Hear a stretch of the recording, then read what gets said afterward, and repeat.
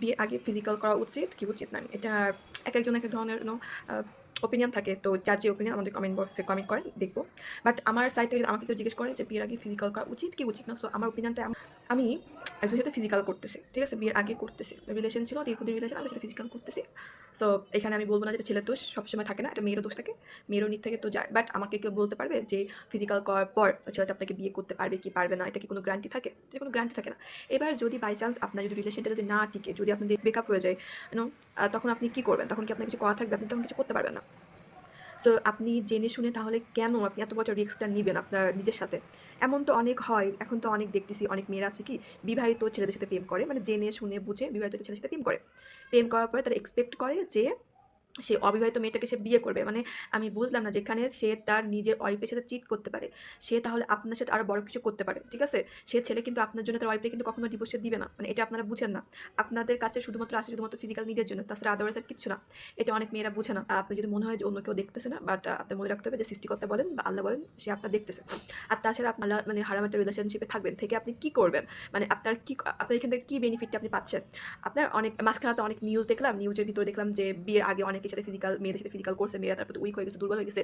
এবার হচ্ছে ছেলেরা কি করছে? যে ছেলে কয়দিন পরে যে সে মেয়ের সাথে ব্রেকআপ করছে, এমন তারপরে মেয়ে যদি বলে যে তুমি আমার বিয়ে করো, আমার সাথে বিয়ে কেন করতেছো না? তখন ওই ছেলেটা মেয়েটাকে বলতেছে যে তুমি যদি আমার সাথে শুইতে পারো, তাহলে তুমি না জানি কতগুলো ছেলের সাথে তুমি শুয়ে বেড়াইছো। তোমার তো ক্যারেক্টার খারাপ। তোমার সাথে আমি কেমনে বিয়ে করতে পারি? তুমি তো বিয়ে ম্যাটেরিয়াল না। তুমি তো গার্লফ্রেন্ড ম্যাটেরিয়াল। আমি তো তোমার মতো মেয়ের কখনো বউ বানাবো না। ঠিক আছে? সো বুঝতেছেন ব্যাপারটা? সে ছেলেরা আপনাকে বলবে যে নিজের বাপের মান সম্মানের দিকে যখন না তাকায়, তুমি আমার সাথে এত কিছু করতে পারো। তুমি আমার সাথে বিয়ে করার পর না জানি কতগুলো ছেলের সাথে কত কিছু করতে পারো তুমি। সো বুঝতে পারতেছেন ব্যাপারটা?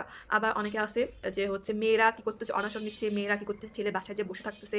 আবার সে মেয়েটা বলতেছে যে ও তো আমারে বলছিল আমার সাথে বিয়ে করবে, ওই জন্য আমার সাথে অনেকবার ফিজিক্যাল করছে।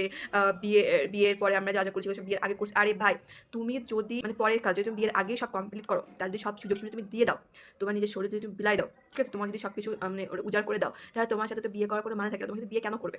যখন বিয়ের আগে তুমি তার প্রতি উইক, তুমি তার সাথে শুতে পারো, তুমি তার সাথে সবকিছু করতে পারো, তোমার সবকিছু তোমার সাথে হয়ে গেছে, তো তোমার বিয়ে করে লাভটা কোথায়? বললো না তোমার সাথে গেম খেলো, সবকিছু করলো, সবকিছু করা কমপ্লিট, এবার তোমাকে টিস্যু পেপারের মতো ইউজ করে ফেলে দেবে, তোমার সাথে সে বিয়ে করবে না। বিয়ে করার যদি তার টেন্ডেন্সি থাকতো, তাহলে তোমার সাথে এরকম কিছুই করতো না। সে কিছুই তোমার সাথে করতো না। সে তাহলে বিয়ে করা পর্যন্ত ওয়েট করতো। একটা ছেলে বিয়ের আগে এগুলো কেন করে তুমি জানো? বিয়ের আগে একটা ছেলেটার কারণে করে যে ছেলেটা মাথার ভিতরে থাকে যে সাথে আমি বিয়ে করবো না। এই কারণে জাস্ট বিয়ের আগে খাইতে হবে, কারণ আমি যার সাথে বিয়ে করবো তার বিয়ের আগে খাবো, যার সাথে বিয়ে করবো তার বিয়ের পরে খাবো। একটা ছেলে মানুষের মাথার ভিতরে প্রথম থেকে থাকে যে সে কোন মেয়ের সাথে বিয়ে করবে, কোন মেয়ের সে গার্লফ্রেন্ড বানাবে, কোন মেয়ের সাথে শুধুমাত্র সে ফিজিক্যাল করবে। ওদের মাথার ভিতরে সেগুলো মাইন্ডসেট হয়ে থাকে। এখন আপনাদের ভাবতে হবে আপনারা কি হতে চান? আপনারা কি শুধুমাত্র টিস্যু পেপার হতে চান, নাকি পার্মানেন্ট সলিউশন হতে চান? আর আপনারা যদি পার্মানেন্ট সলিউশন যদি হতে চান, তাহলে অবশ্যই আপনি বিয়ের আগে আপনার শরীর কারোর সাথে বিলাই দেবেন না। এটা হচ্ছে এতটা